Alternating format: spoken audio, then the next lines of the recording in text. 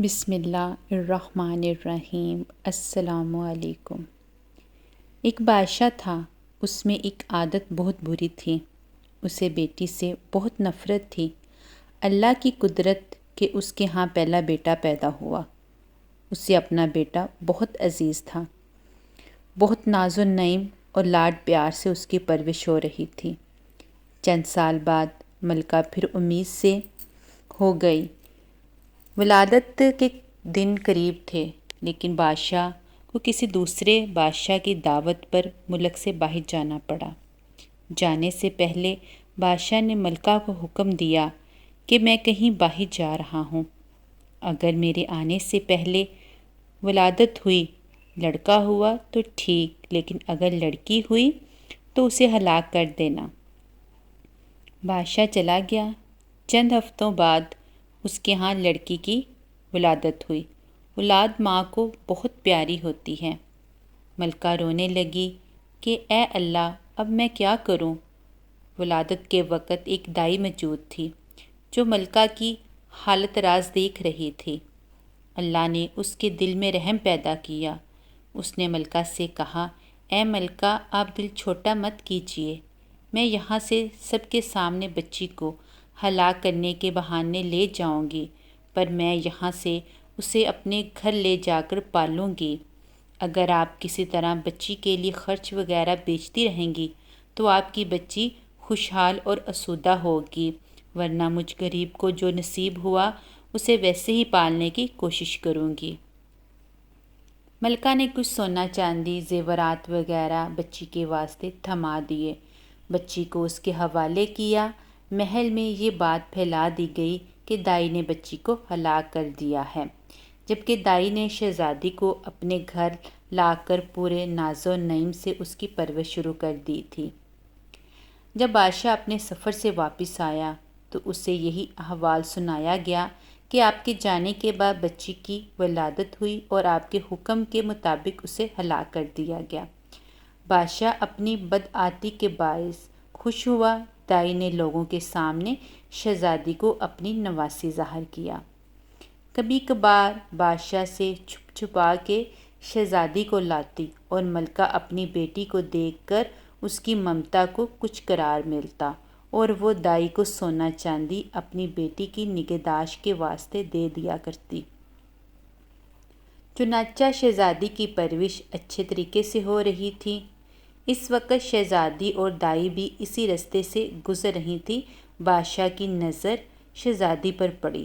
پوچھا، یہ کون ہے؟ وزیر نے کہا، یہ اس بیچاری عورت کی نواسی ہے۔ بادشاہ نے حکم دیا، مجھے یہ بہت پسند آئی ہے، کل اس کے گھر میرے لیے رشتہ لے کر جانا۔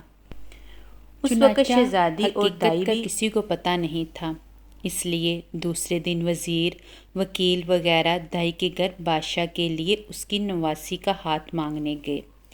اب دائی کے اوسان خطا ہو گئے کہ یا اللہ، اب کیا کروں؟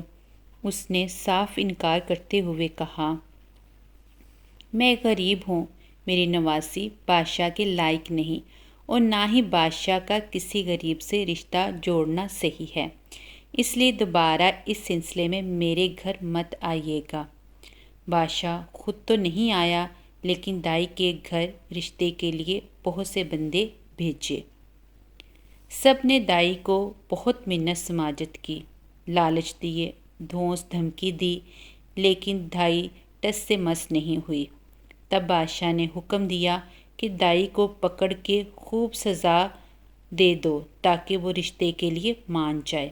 سپاہی دائی کو پکڑ کر بادشاہ کے سامنے لائے اور انہوں نے اسے خوب کوٹ کوٹ کر پیٹنا شروع کیا۔ سپاہیوں نے دائی کو کپڑے کی طرح نچوڑ کے رکھ دیا۔ بیچاری پہلے ہی 2 ہڈیوں پر مشتمل تھی، اتنی مار برداشت نہ کر سکی اور بادشاہ کے سامنے چیخ پڑی، بادشاہ سلامت، یہ کوئی اور نہیں بلکہ آپ کی بیٹی ہے۔ میں نے اسے ہلاک کرنے کی بجائے لے جا کر اپنے گھر اس کی پرورش کی ہے۔ اب بادشاہ کو احساس ہوا کہ وہ کیا غلطی کرنے جا رہا تھا۔ خدا نے اسے گناہ عظیم سے بچایا۔ وہ اور زیادہ غصے میں آ گیا، اپنے بیٹے یعنی شہزادے کو بلا کر حکم دیا کہ اپنی بہن کو جنگل میں لے جا کر قتل کر دے اور اس کی آنکھیں نکال کر اور گردن کا خون لا کر مجھے دکھائے تاکہ مجھے یقین ہو جائے۔ شہزادہ پریشان ہوا کہ وہ کیسے اپنے ہاتھوں سے اپنی بہن کو قتل کرے، اس کی آنکھیں نکال لے اور اس کی گردن کا خون لا کر باپ کو دکھا دے۔ اسے کسی صورت یہ گوارا نہ تھا، اگرچہ اسے اپنی بہن کے متعلق اب معلوم ہوا، لیکن اسے پتہ تھا کہ بادشاہ کسی بھی صورت اپنی بیٹی کو برداشت نہیں کرے گا۔ اگر اس نے اسے قتل نہیں کیا تو بادشاہ دونوں کو ہلاک کر دے گا۔ مجبور ہو کر اپنی بہن کو ساتھ لے جا کر جنگل کی طرف چل پڑا۔ جب دونوں جنگل پہنچ گئے تو بھائی کی محبت بہن کے لیے جوش مارنے لگی۔ بہن سے کہا، میں کسی صورت تمہیں اپنے ہاتھوں سے قتل نہیں کر سکتا، میں تمہیں یہاں چھوڑے جاتا ہوں، آگے تمہاری قسمت ہے کہ تمہیں درندے کھا جائیں یا تم بچ کر کہیں اور نکل جاؤ۔ لیکن بہن نے بھائی کا ہاتھ پکڑ کر کہا، نہیں بھائی، تم مجھے قتل کر دو، میری آنکھیں اور خون لے جا کر باپ کو دکھا دو، نہیں تو وہ تمہیں مار دے گا، جو مجھے کسی صورت بھی گوارا نہیں ہوگا۔ دونوں بہن بھائی ایک دوسرے کے گلے لگ کر بہت روئے۔ آخر کسی طرح بھائی نے بہن کو منا لیا۔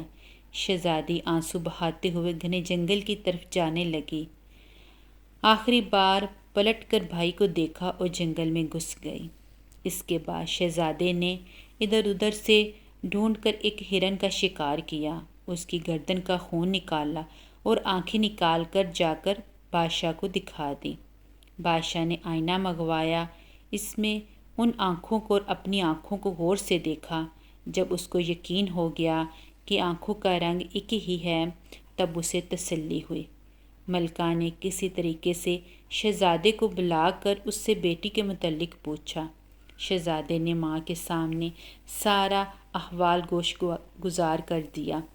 ملکہ نے منہ آسمان کی طرف کر کے ہاتھ اوپر اٹھائے اور بیٹی کے لیے دعا مانگی، اے اللہ، تو میری بیٹی کی حفاظت کر، اسے اپنے ایمان میں رکھ اور اسے کسی طرح کی کوئی پریشانی نہ ہو۔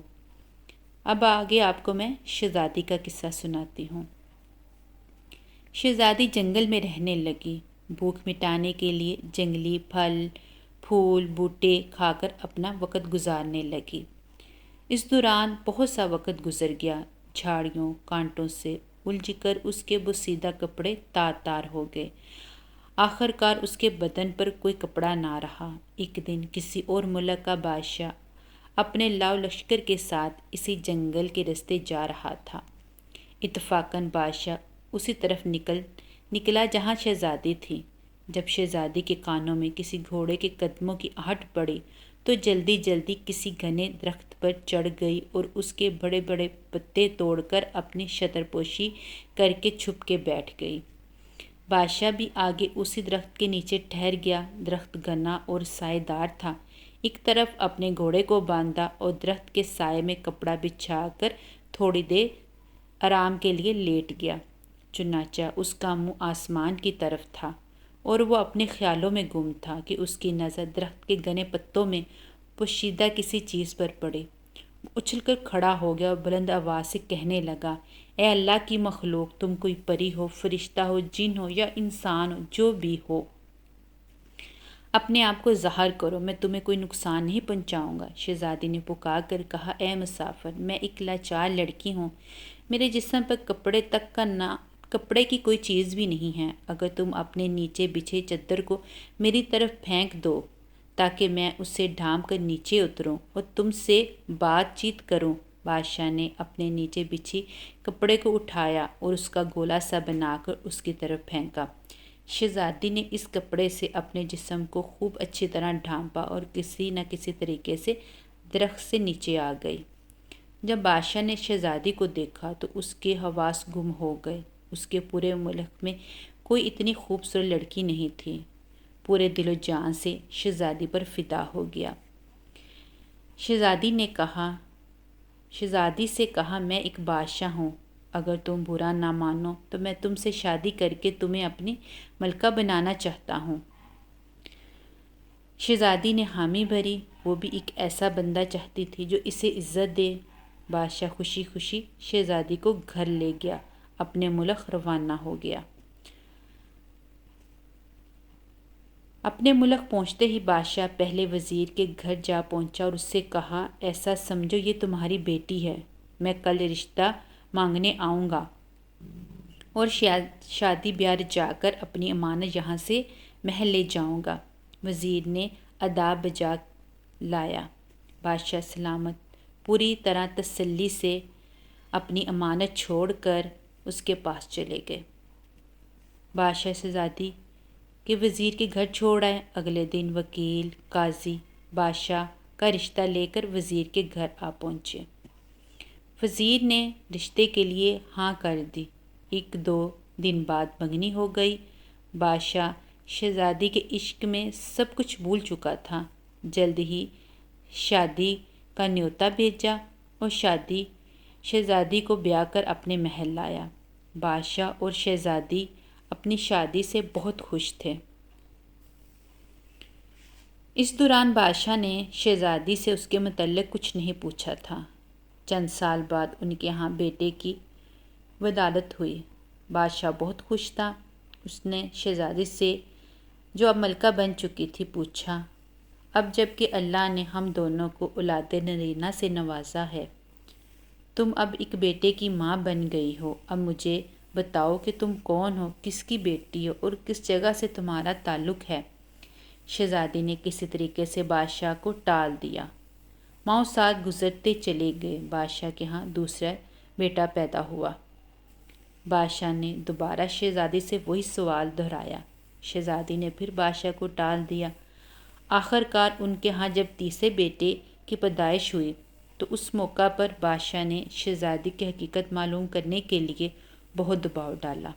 آخر کار شہزادی مان گئی اور بادشاہ کو حقیقت بتائی کہ وہ فلاں ملک کے بادشاہ کی بیٹی ہے۔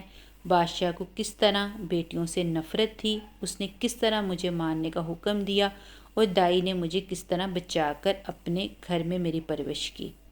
بادشاہ نے کس طرح مجھے دیکھا، پھر کس طرح اپنے بھائی کے حوالے کیا اور کس طرح قتل کا حکم دیا اور کس طرح میرا بھائی مجھے جنگل میں چھوڑ کر چلا گیا اور آپ نے مجھے دیکھا اور مجھے اپنے محل لے آئے اور مجھ سے شادی کر لی۔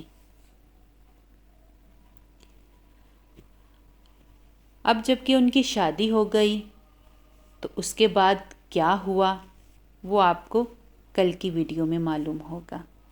شکریہ۔ اللہ حافظ۔